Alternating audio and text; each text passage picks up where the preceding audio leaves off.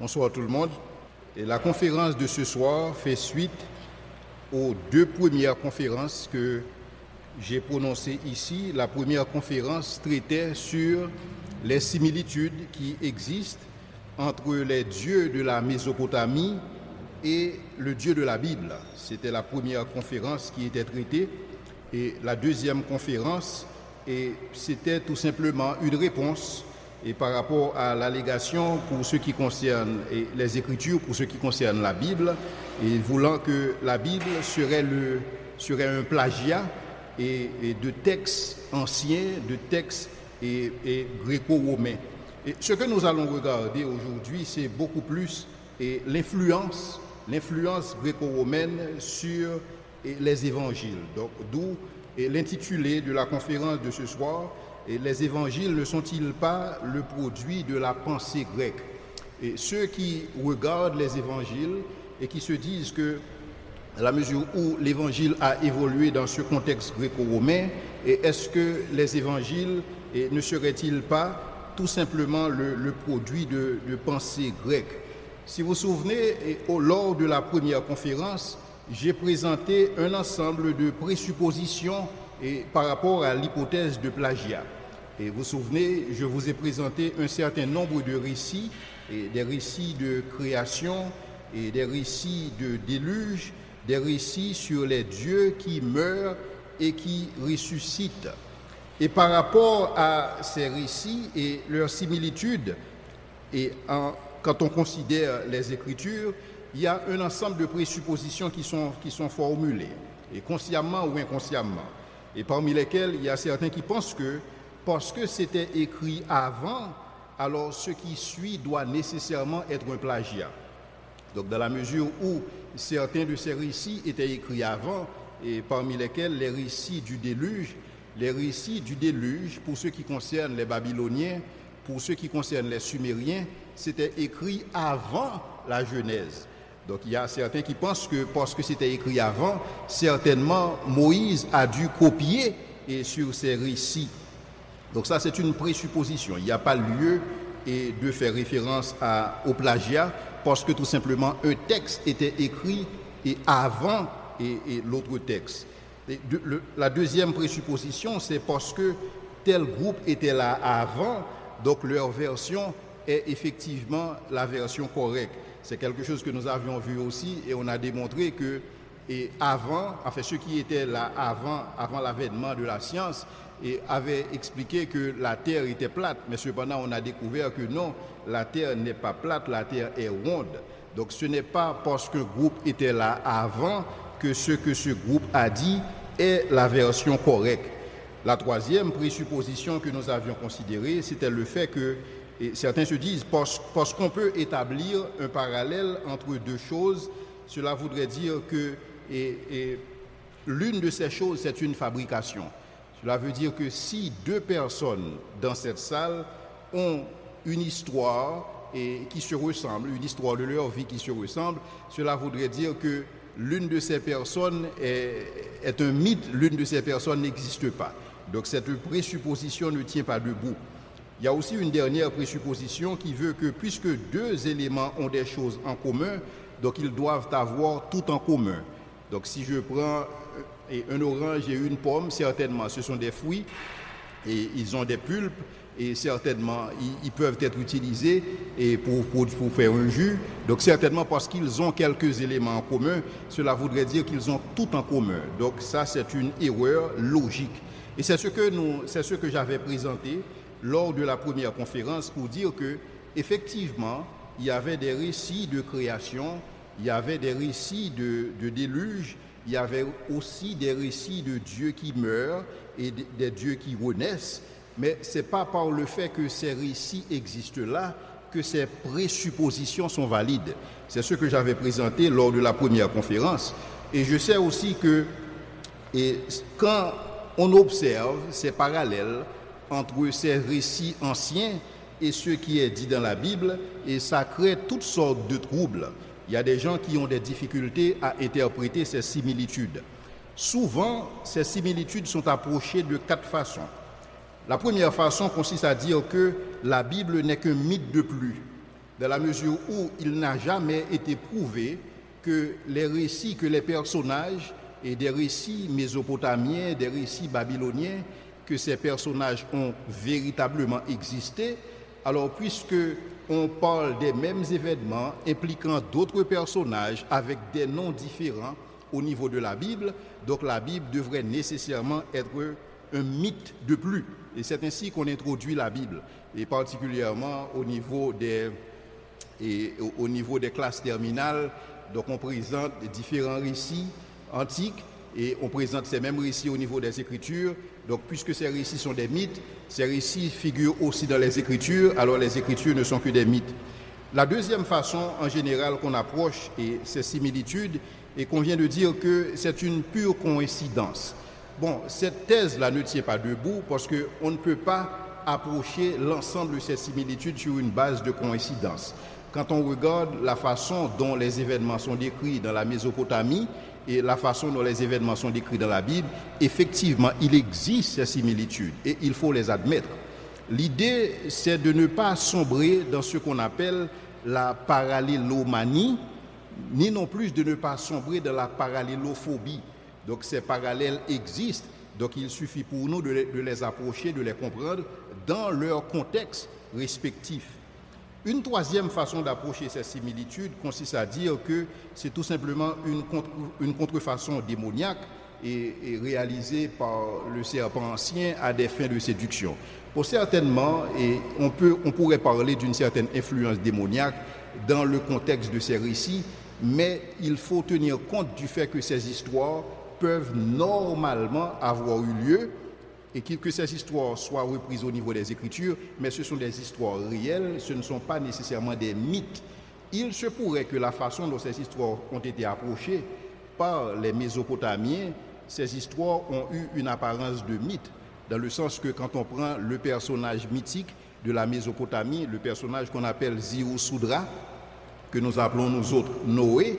Donc il est vrai que dans leur récit à eux, et Ziusudra, après s'être sauvé, après avoir sauvé sa famille, il a atteint l'immortalité et il est devenu un demi-dieu.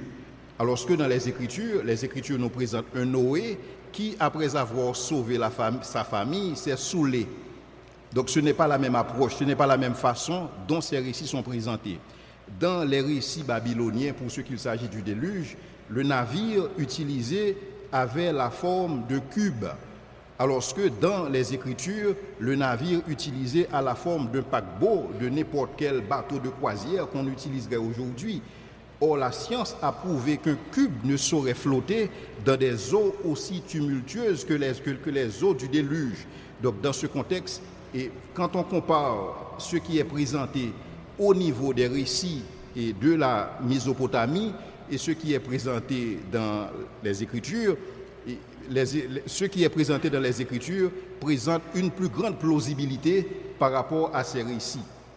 Mais il y a une quatrième façon d'interpréter ces similitudes, comme on l'a vu la dernière fois, c'est qu'il se pourrait que Dieu ait utilisé, ici je ne parle pas des récits de déluge spécifiquement, et je parle des récits de création ou d'autres récits, et des récits particulièrement de Dieu qui meurent et des dieux qui reviennent à la vie. Il se pourrait que Dieu utilise ces récits de manière rédemptrice et tout simplement comme étant des points de contact avec nous autres. Dans un certain sens, on voit que dans la Bible, il y a ce principe d'accommodation où Dieu se révèle d'une certaine façon où nous pouvons comprendre ce que Dieu est en train de nous révéler parce que tout simplement cela fait partie quelque part de notre culture. Donc il y a aussi cette façon de voir que je vais développer par la suite. Donc ce sont des événements mythiques et auxquels Dieu infuse un sens nouveau dans un contexte de rédemption afin de nous révéler certaines vérités. Pourquoi? Parce que quand on regarde les mythes et au niveau babylonien, au niveau sumérien, même pendant la période gréco-romaine, ces mythes, c'était des histoires que justement les parents ou les tuteurs racontaient aux enfants. C'était des histoires qui étaient imprégnées d'une certaine moralité. C'est ainsi que la moralité s'enseignait. Donc ça faisait partie, si vous voulez, d'une certaine culture établie Donc rien n'empêche à Dieu de se révéler, d'utiliser les fragments de cette culture pour pouvoir révéler, pour pouvoir se révéler, ou du moins pour pouvoir présenter une nouvelle facette pour ce qui lui concerne, mais en utilisant ce qui a déjà été présenté au niveau de la mythologie, au niveau de la culture pendant cette période. Donc je vais m'attarder beaucoup plus là-dessus et en avançant avec la conférence.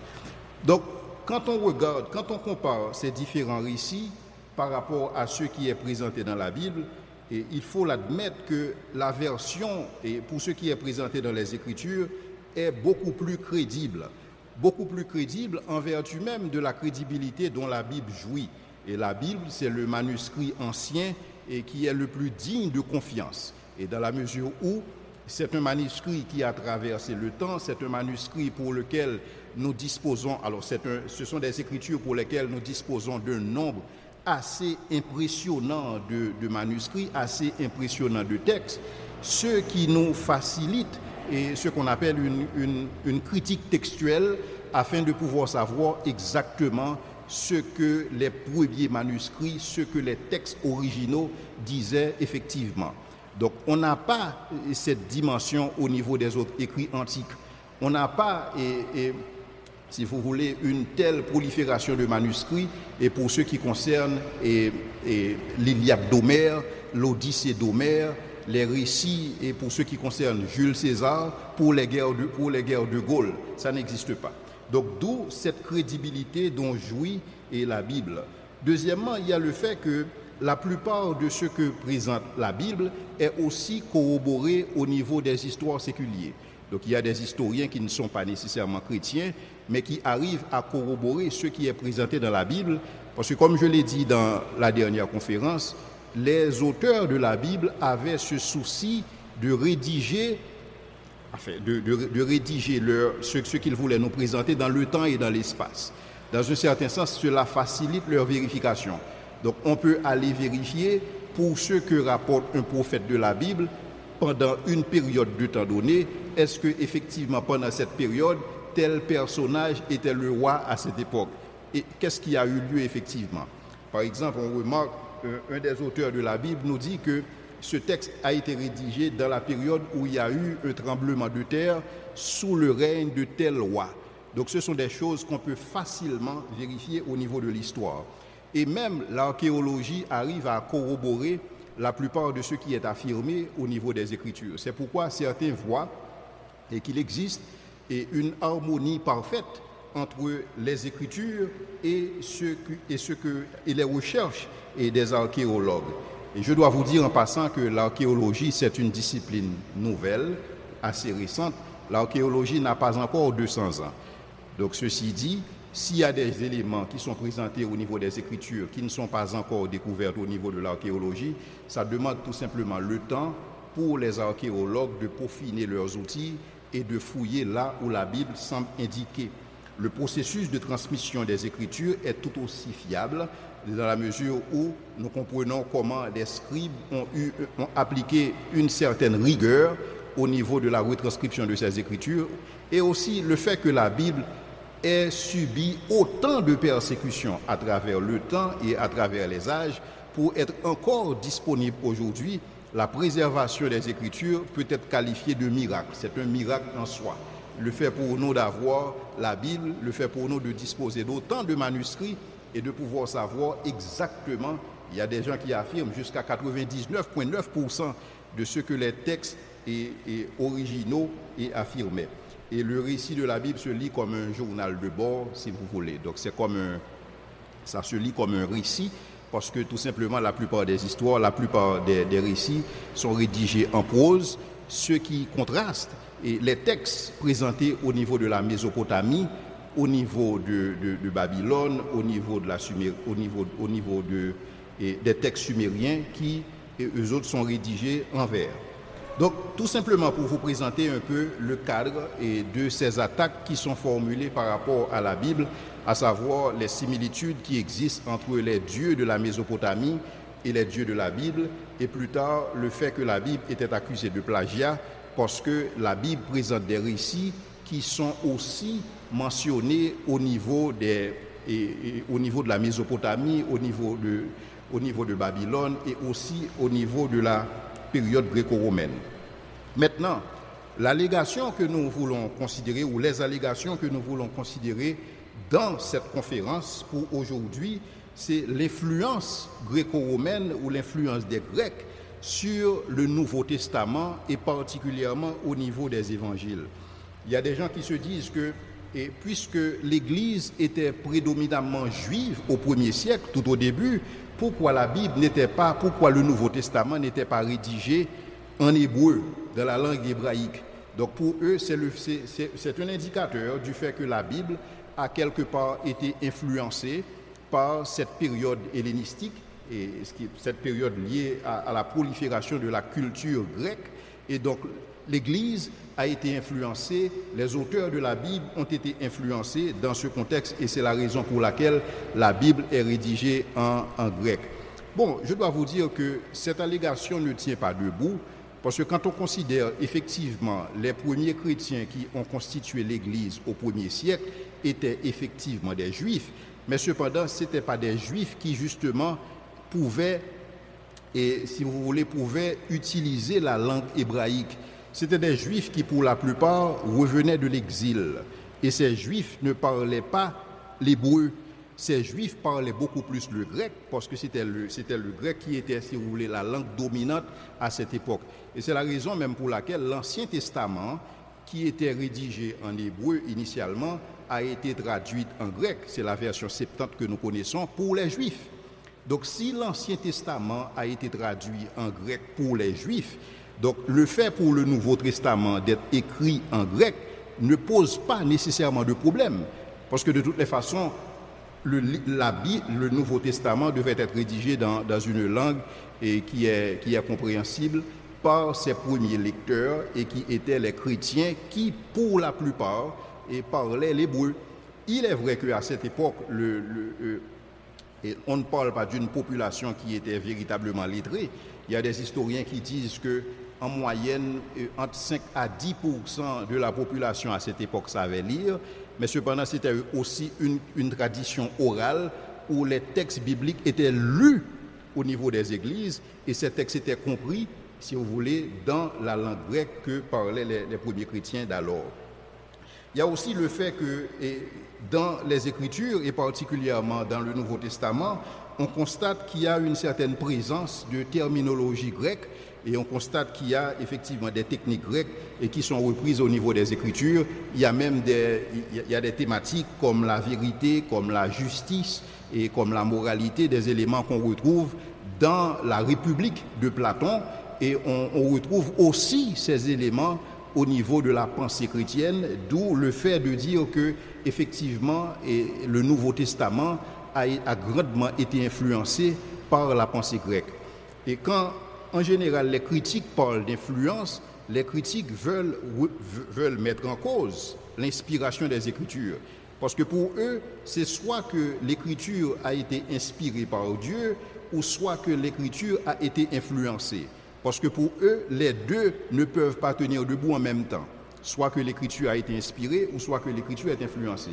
Mais tel n'est pas le cas, et ce n'est pas nécessairement une dichotomie, et on l'a vu lors de la dernière conférence, que les auteurs de la Bible, particulièrement Luc a dit avoir utilisé des sources. Donc il a consulté des gens qui vivaient, des gens qui ont vécu et avec Jésus-Christ, des gens qui ont pratiqué Jésus, si vous voulez, et il a écrit, et dans le sens qu'il a consulté des sources, certainement il a pu consulter les écrits de l'évangile de Marc, et qui était le premier évangile à être rédigé, mais le fait pour Luc de consulter des sources et de rendre public sa méthode, cela n'empêche pas le fait que son évangile est carrément inspiré. Donc il n'y a pas lieu de dire, puisqu'il y a eu une certaine influence, et puisque certaines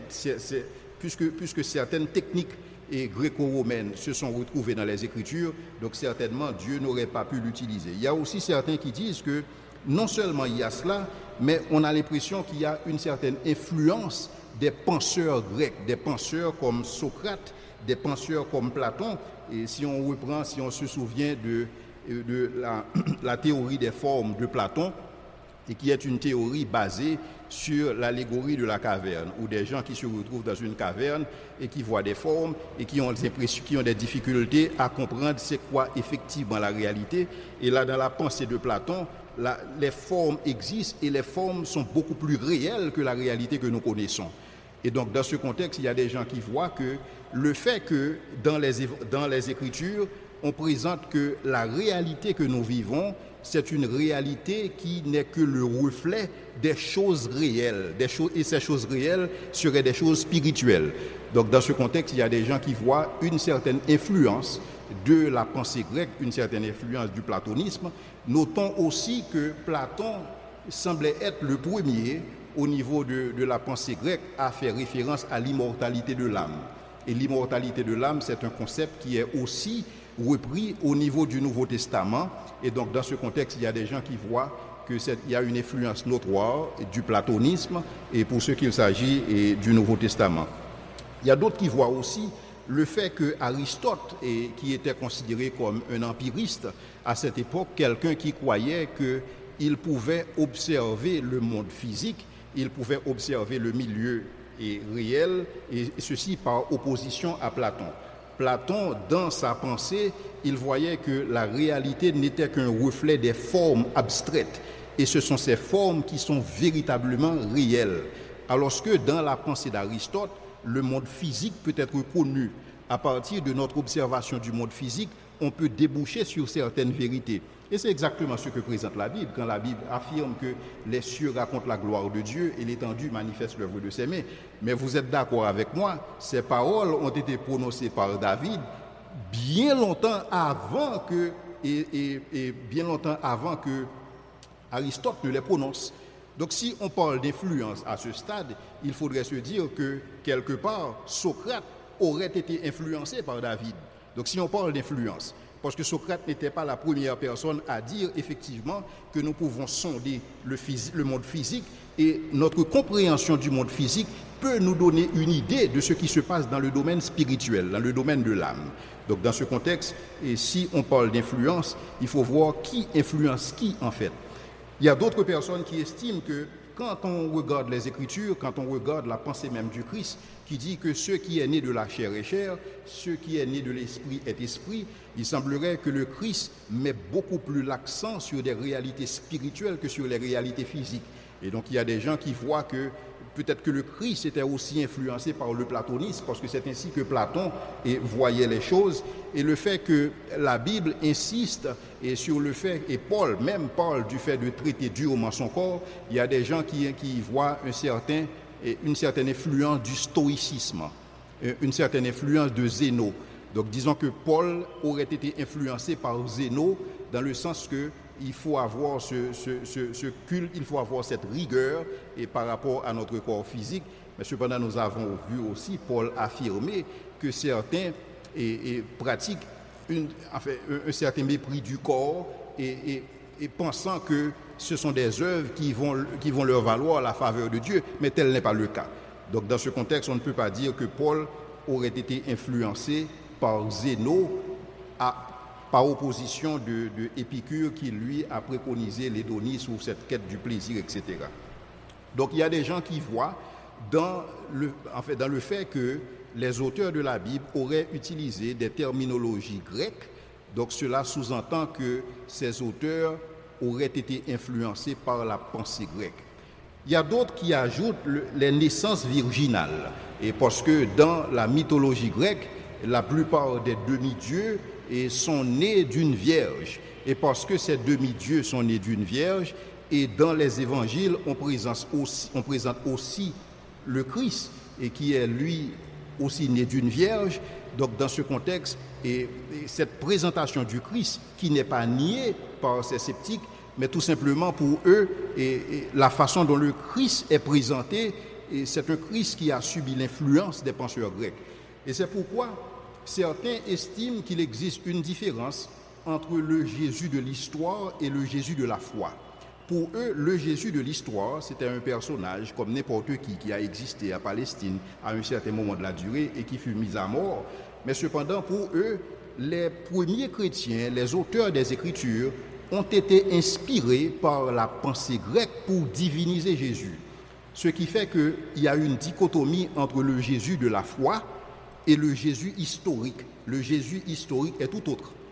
Et souvent, l'Église est accusée comme étant une institution qui met beaucoup plus accent sur le Jésus de la foi et par opposition au Jésus historique que nous sommes accusés souvent du fait de ne pas connaître et ce Jésus-là.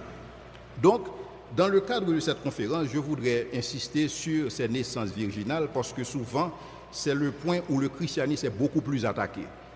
Quand on présente les personnages de la mythologie grecque et de dire voici la réalité de ces personnages pour ce qu'il s'agit de leur naissance et voilà la réalité de Jésus-Christ. Et donc, si ces personnages sont des personnages mythiques, alors le Jésus de la foi est aussi un personnage mystique.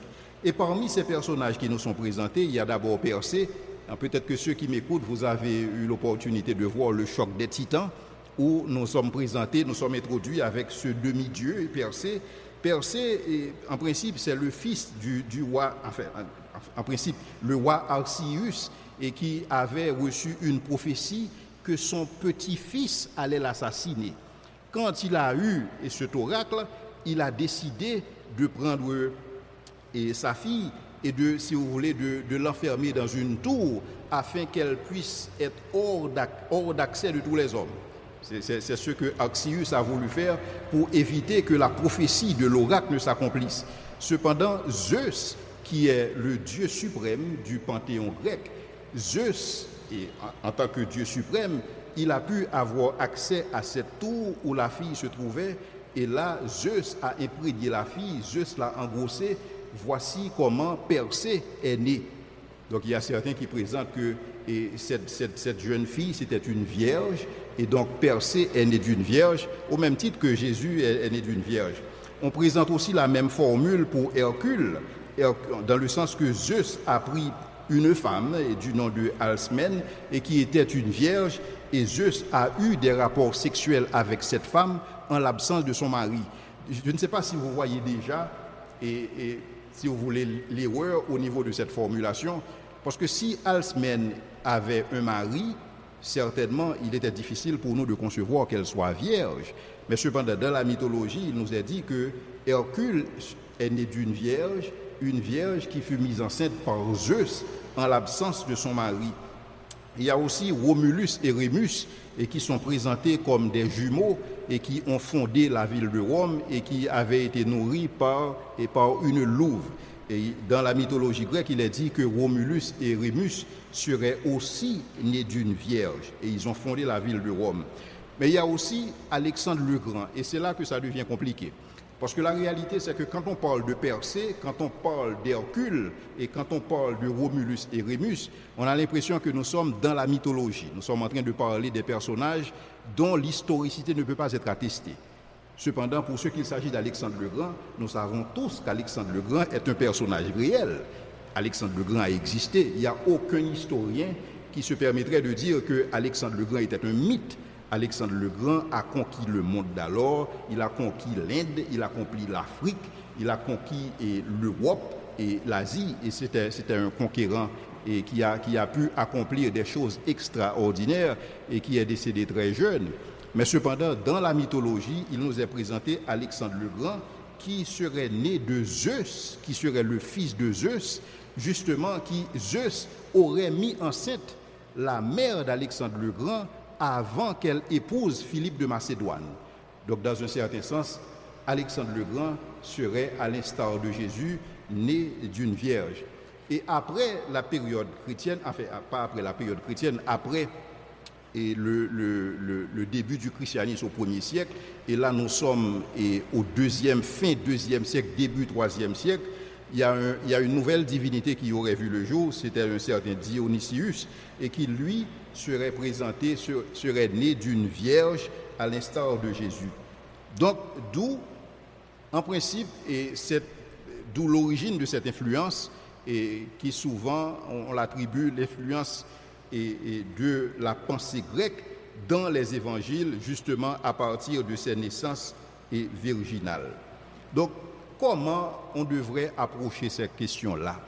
Et comment répondre à ces détracteurs? Comment répondre à ceux qui estiment que, dans la mesure où ces naissances virginales existaient avant le christianisme, et maintenant on les retrouve dans le christianisme, cela veut dire que le christianisme aurait quelque part été influencé par ces pensées-là.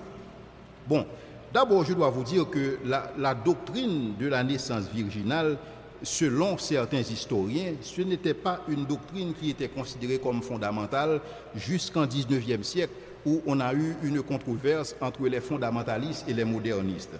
Et d'autant plus que la doctrine de la naissance virginale de Jésus, c'est une doctrine qui est présentée uniquement dans 2 évangiles.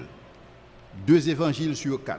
Donc tout ceci pour dire que la naissance virginale de Jésus ne peut pas être considérée comme une doctrine centrale.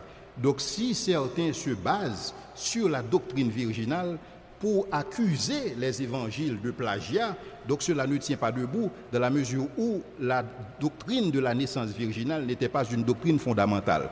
Personne n'ira en enfer pour n'avoir pas cru que le Christ est né d'une vierge. Ça n'a absolument aucun sens. Et donc pour ce qu'il s'agit des évangiles, on retrouve la doctrine de la naissance, et ce n'est pas même pas une doctrine, on retrouve l'histoire de la naissance virginale de Jésus en Matthieu 1er, versets 18 à 30, en Luc 1er, versets 26 à 31, 34, 35. Et aussi, quand on regarde la pensée des apôtres, les écrits des apôtres, on a l'impression que les apôtres, par prudence, ont cherché à protéger Marie dans ce contexte-là. Donc vous n'allez pas voir au niveau des écrits des apôtres qu'ils présentent Marie comme étant une vierge. Parce que n'oubliez pas, à cette époque, l'Église était très persécutée. Donc, et l'Église était persécutée pour leur foi dans le Christ. Maintenant, présenter un Christ qui est né d'une vierge et que cette vierge était encore vivante parmi eux, ça aurait été exposer Marie à des troubles inutiles. Donc, dans ce contexte, on ne va pas voir, et au niveau des apôtres, qu'on présente Marie dans ce contexte-là. Et même quand on regarde Marc, quand on regarde l'évangile de Marc et l'évangile de Jean, et le nom de Marie n'apparaît même pas. Donc, quand on parle de Marie, on parle tout simplement de la mère de Jésus. Et même Jean ne se présente même pas. Quand il parle de lui, il dit de lui le disciple que Jésus aimait. Donc on ne sait pas si c'est par prudence, on ne sait pas si c'est par modestie, on ne sait pas si c'est pour se protéger quelque part. Et comme l'idée est venue de protéger Marie, et donc dans ce contexte, on ne va pas voir au niveau des évangiles et cette présentation de Marie comme étant une vierge et de laquelle Jésus est né. Donc ce qui fait que on peut comprendre que ce n'était pas nécessairement une doctrine fondamentale au 1er siècle, et tel que c'est compris par certains historiens et certains théologiens. Et cependant, je dois vous dire, et quand je reviens au principe d'accommodation, rien n'empêche à Dieu d'utiliser quelque chose qui ferait partie de la mythologie pour se révéler d'une certaine manière. Ce principe d'accommodation, on le voit même au niveau des Écritures. Par exemple, quand Paul se présente à Athènes et que Paul est en train de discourir avec les philosophes athéniens, Paul leur dit que en parcourant la cité, il a observé toutes sortes de divinités et il a même vu une statue qui est adressée à un Dieu inconnu. Et Paul a dit à ces philosophes-là que ce Dieu inconnu que vous révérez sans le connaître, c'est ce Dieu que je vous présente, à la personne de Jésus-Christ. Donc si Paul peut utiliser, si vous voulez, des réalités culturelles et pas nécessairement réelles, des réalités mythologiques au sein de la ville d'Athènes pour présenter l'évangile, donc rien n'empêche à Dieu de le faire autant. Rien n'empêche à Dieu d'utiliser des événements mythologiques, des événements mythiques dans un certain sens et qui étaient connus de la population, de l'utiliser pour se révéler et infuser de nouveaux sens à cette réalité-là. Donc ça, c'est une chose. L'autre chose qu'il convient de préciser aussi, quand bien même que Dieu déciderait d'utiliser un principe qui existait déjà, une histoire mythique qui existait déjà, mais l'histoire d'une vierge qui donne naissance, ce n'était pas une histoire, ce n'est pas un récit qui a commencé avec les Grecs. Ce récit était formulé, si vous voulez, et cette pensée était déjà formulée dans le livre d'Ésaïe. Donc Ésaïe, en Ésaïe 7, le verset 14, avait dit que la Vierge donnerait naissance à un fils. Et quand Ésaïe faisait cette prophétie, Alexandre le Grand n'était pas encore né. Donc dans un certain sens, la question demeure, qui influence qui? Parce que si Ésaïe avait déjà prophétisé qu'une vierge tomberait enceinte, donc le fait pour nous d'avoir des divinités au niveau de la mythologie grecque et des demi-dieux et qui seraient nés de vierges, cela n'apporte rien au débat. Parce que dans la mesure où c'était déjà formulé, même au niveau de l'Ancien Testament.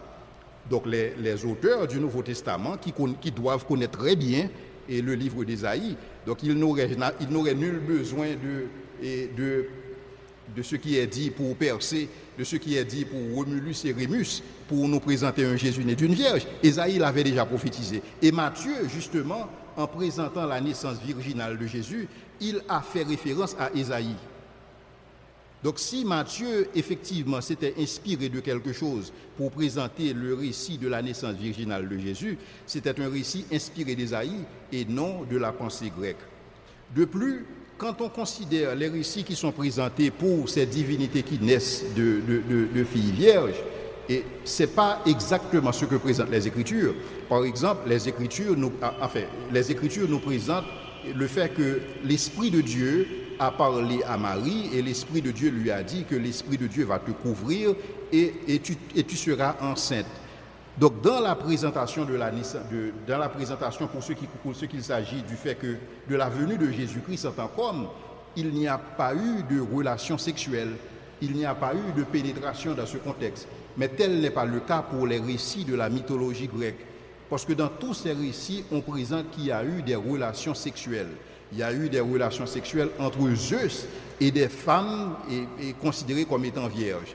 Donc tel n'est pas le cas pour les Écritures. Donc si effectivement on devrait accuser les évangiles d'avoir été influencés par la pensée grecque, il convient de se poser la question à savoir si c'était une influence, on aurait dû avoir les mêmes récits et pour ce qui concerne Jésus et Persée, Romulus et Rémus et Alexandre le Grand. De plus, quand on parle du fait que les évangiles auraient été influencés par la pensée grecque, dès qu'on parle de pensée grecque, nous sommes d'emblée dans le polythéisme. Or, comment comprendre au 1er siècle, nous avons des Juifs du Second Temple, des Juifs qui ont compris ce qui s'était passé, toute la colère de Dieu qui s'était manifestée à leur endroit pour avoir adoré des divinités. Maintenant, ces mêmes Juifs qui sont dévoués au monothéisme, maintenant ils arrivent à être inspirés de la philosophie polythéiste grecque. Ça n'a absolument aucun sens pour personne. Donc quand on considère par exemple Matthieu, et lui un juif, lui un publicain, donc c'était très difficile pour Matthieu d'être inspiré du polythéisme et pour présenter le personnage Jésus.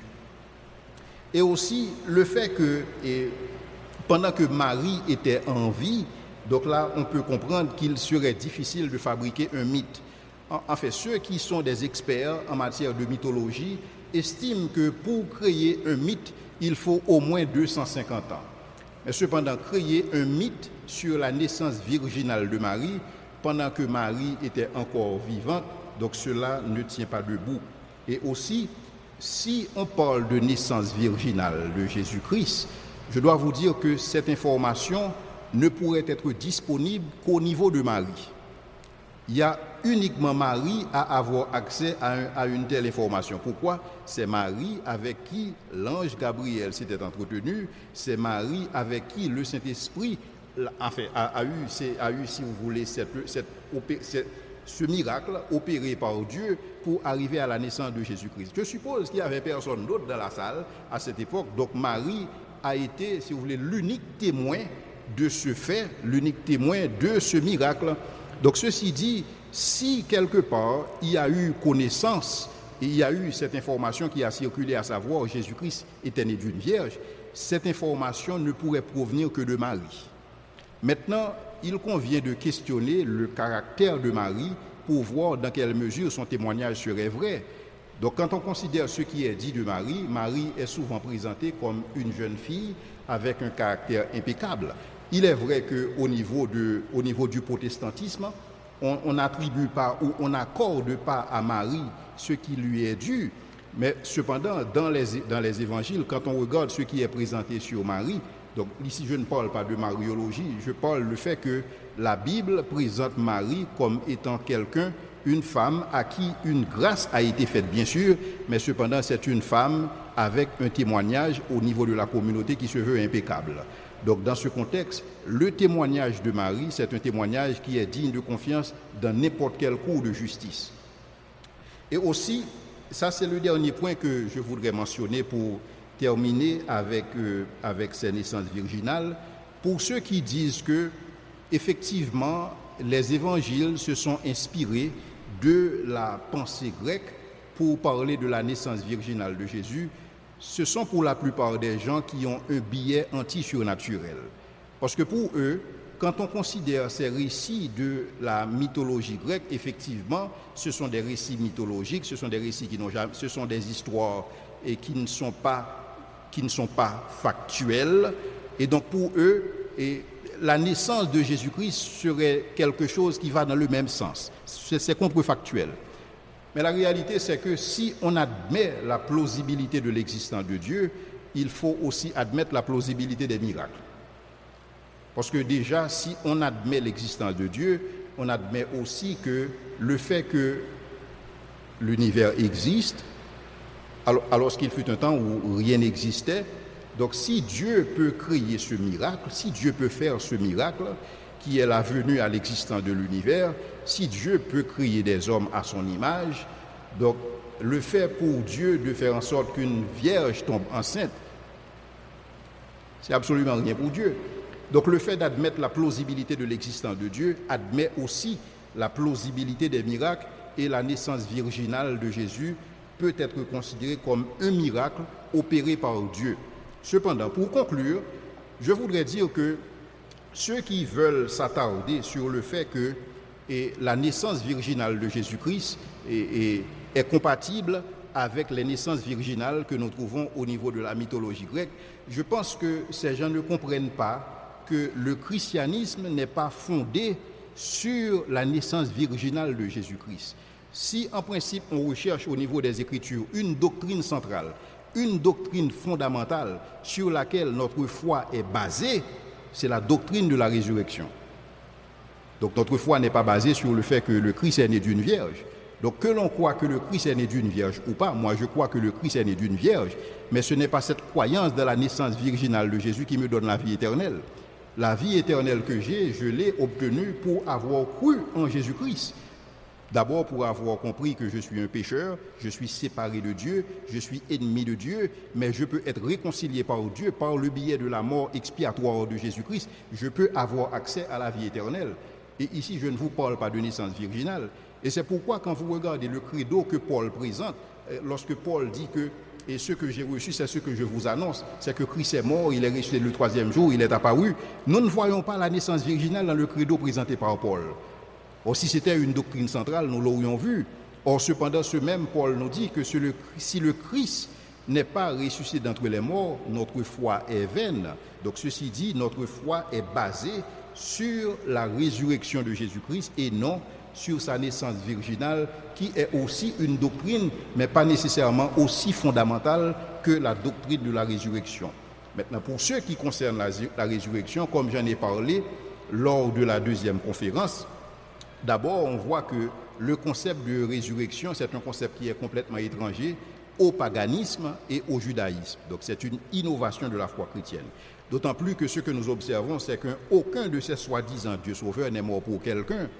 Donc, pour ces dieux qui sont morts, et ces dieux ne sont pas morts pour quelqu'un, et hormis pour l'humanité. Or, dans la réalité de ce qui est présenté pour Jésus, il est mort pour nos péchés, il est mort pour l'humanité. Et seulement le Christ est mort pour le péché. Le concept de péché, c'est un concept qui a pris corps, si vous voulez, dans le judaïsme et qui a été repris au niveau des évangiles. Ce n'est pas un concept qu'on va retrouver dans la mythologie. Ce n'est pas un concept qu'on va retrouver dans la pensée sumérienne, dans la pensée babylonienne, dans la pensée gréco-romaine. Or, Jésus, il nous est présenté comme quelqu'un qui est mort pour le péché. Et d'autant plus, Jésus est mort une fois pour toutes, ce qui est contraire par rapport aux divinités qui meurent et renaissent en fonction des calendriers agricoles. Jésus-Christ est mort une fois pour toutes. Et contrairement aux autres divinités, la mort de Jésus était une mort volontaire.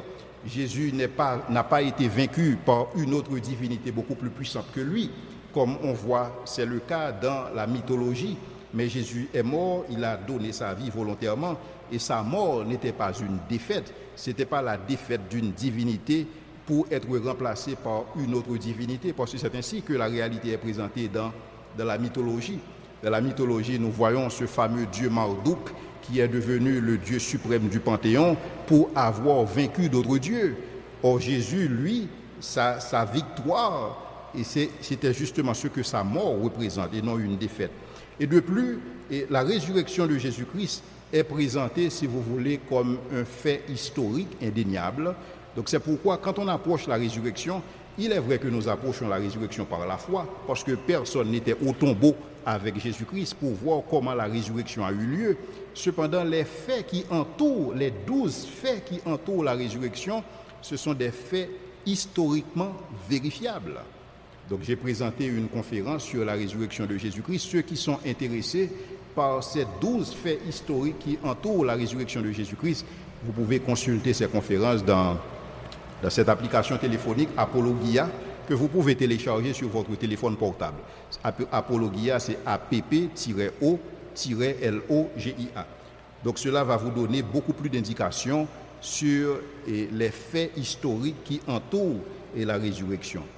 Au final, il y a lieu pour nous de croire dans ce qu'affirment les évangiles, dans la mesure où les évangiles ont été rédigés par des témoins crédibles, et ce sont des témoins qui ont scellé leur témoignage par leur vie. La plupart des apôtres ont donné leur vie et ils affirment avoir donné leur vie à cause de ce qu'ils ont vu, à cause de ce qu'ils ont entendu. Et ce qu'ils ont vu, c'était effectivement le Christ ressuscité. Pour ce qu'il s'agit des documents originaux que nous n'avons pas, et ce n'est pas nécessairement un problème parce que grâce au nombre significatif de copies existantes, cela facilite la critique textuelle et ceci peut nous permettre d'affirmer que nous savons ce qui est dans les textes originaux à 99%. Mais certains diraient que, bon, pourquoi pas 100%? Mais si c'est 100%, il n'y a plus de place pour la foi. Donc il y a des choses que nous croyons par la foi, donc il est tout à fait normal de dire qu'effectivement nous avons 99% de ce qui était présent dans les textes originaux. Maintenant, les premiers chrétiens ont exercé, si vous voulez, beaucoup de prudence, et pour ce qu'il s'agit des livres qui seraient présentés dans le canon. Et il y a même des théologiens, des historiens qui affirment qu'il semblerait que ces canons étaient imposés par Dieu à ceux qui ont justement travaillé dans la composition de ces canons à partir des critères assez spécifiques et rigoureux. Donc certainement il y a eu influence. Ici je ne veux pas vous dire que le christianisme n'a nullement été influencé par la pensée grecque. Il y a eu influence, chers amis. Mais cette influence était tardive. C'est une influence que nous avons trouvée beaucoup plus tard, à partir du IIIe siècle, à partir du IVe siècle de l'ère chrétienne. C'est là que l'influence s'est fait beaucoup ressentir, non seulement l'influence de pensée grecque, mais aussi l'influence de pensée romaine. Et cette influence a été combattue par des apologètes, par des patristiques qui justement ont voulu préserver la vérité, parce qu'ils ont compris que c'était ça le mandat reçu de la part de Dieu, comme il est dit en Jude, et de combattre pour la foi transmise au sein une fois pour toutes. Il y a eu influence, mais cette influence, on ne la retrouve pas au 1er siècle, parce que dès le 1er siècle, les premiers chrétiens croyaient, les premiers chrétiens adoraient Jésus-Christ comme Dieu. Et quand on regarde ce qui est dit au niveau du Talmud, quand on considère les écrits des historiens séculiers, les écrits des historiens juifs, ces juifs, en niant la divinité de Jésus-Christ, ont aussi affirmé du même coup que les premiers chrétiens ont adoré un juif, un galiléen qu'ils considéraient comme Dieu. Donc, en ce faisant, ils ont confirmé que dès le 1er siècle, Jésus était adoré comme Dieu et l'influence de la pensée grecque n'a rien à voir avec cela.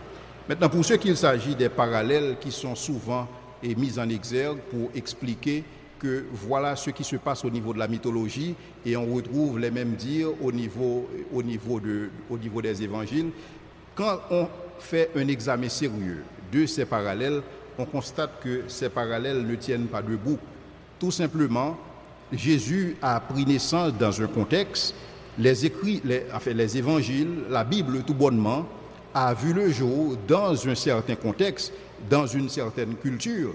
Il est tout à fait normal que les écrivains de la Bible, parce qu'ils n'ont pas reçu une dictée de la part du Saint-Esprit, c'est tout à fait normal qu'on retrouve une certaine influence de leur culture au niveau de ce qui est développé dans les textes bibliques qui sont carrément inspirés de Dieu. Mais au final, je voudrais me poser une question, à savoir pourquoi cet acharnement sur la personne de Jésus-Christ?